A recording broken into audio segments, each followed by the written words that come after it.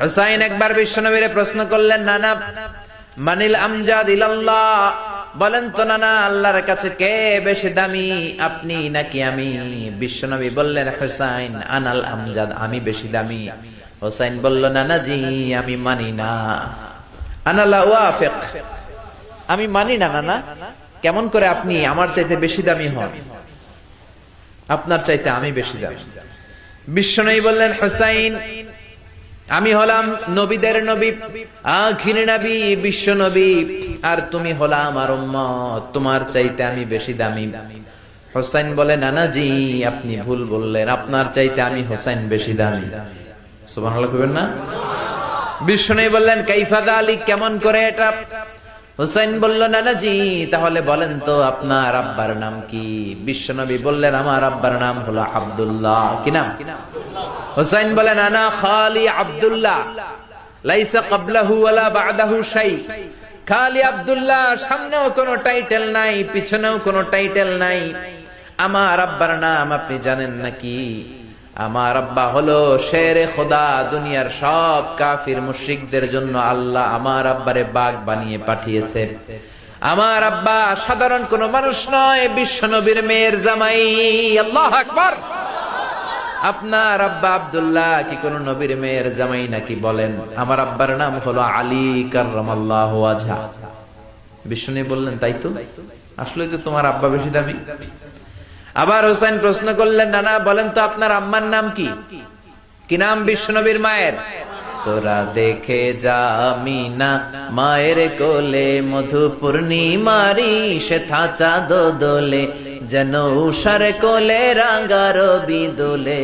তোরা দেখে যা আমিনা মায়ের কোলে, কুল মখলুকে আজি ধ্বনি ওঠে কে এলোই, কালিমা শাহাদাতের বাণী ঠোঁটে কে এলোই, পড়ে দুরুদ ফেরেশতা বেহেশতের দুয়ার খোলে। তোরা দেখে যা আমিনা মায়ের কোলে। আল্লাহু আকবার। বিশ্বনবী বললেন, আমার মায়ের নাম আমিনা। হুসাইন বলল, নানা জি আপনার মায়ের নাম যদি আমিনা হয়, জেনে রাখেন আমার মায়ের নাম হলো ফাতিমা, সাইয়্যিদাতুন নিসাই আহলিল জান্নাহ। জান্নাতে সর্বপ্রথম যেই মহিলাটা ঢুকবেন, ওই মহিলাটা হলো আমার আম্মা জান ফাতিমা। বিশ্বনবী ফাতেমারে এত ভালোবাসতেন, বিশ্বনবী বলতেন যে ফাতেমারে কষ্ট দেয় সেজন্য আমি নবীরে কষ্ট দেয়, আর যে ফাতেমার মনের মধ্যে আনন্দ দেয় সেজন্য আমি নবীরে আনন্দ দেয়। বিশ্বনবী কোন সফরে গেলে সবার শেষে ফাতেমার সাথে দেখা করে বের হতেন, আবার সফর শেষ করে বাড়িতে আসার সময় সবার প্রথম ফাতেমার সাথে দেখা করতেন। ও নানা বলেন তো তাহলে কে দামি, আপনার আম্মা আমেনা নাকি আমার মা ফাতিমা? বিশ্বনবী আর কোনো কথা বলে না। হুসাইন একের পর এক প্রশ্ন বানে নানাকে জর্জরিত করছে, নানা এবার বলেন তো আপনার নানির নাম কি? বিশ্বনবী বললেন, হুসাইন আমার নানির নাম হলো বাররা বিনতে আব্দুল উজ্জা। হুসাইন বলে, না না আপনার নানি বাররারে কেউ চিনে না। চিনেন আপনারা? অনেকে জানেই না, ওই যে কয় নসিনি, আরা নসিনি দে, আমরা চিনি না বাররা বিনতে আব্দুল উজ্জা। হুসাইন বলে, না না আপনার নানিরে তো কেউ চিনে না, বাররা নামটা কারো মুখস্থ নাই। আমার নানির নাম আপনি জানেন নাকি? আমার নানির নাম হলো খাদিজাতুল কুবরা আত-তাহেরা। একটা মহিলাকে আরশের উপর থেকে আল্লাহ সালাম জানিয়েছেন, ওই মহিলাটাই আমার নানি খাদিজা। বিশ্বনবী খাদিজার এত ভালোবাসতেন, বিশ্বনবী বলতেন, আল্লাহ কিয়ামতের দিন যখন কেউ কাউরে চিনবে না, ওই কঠিন দিনে আমি যেন আমার প্রাণের খাদিজারে ভুলে না যাই। খাদিজা ইন্তেকালের পরে বিশ্বনবী নিজ হাতে দাফন কাফন করলেন, কবরের সামনে দাঁড়িয়ে দোয়া করলেন। দোয়ার পরে সব সাহাবীরা ঘরে ফিরে যায়।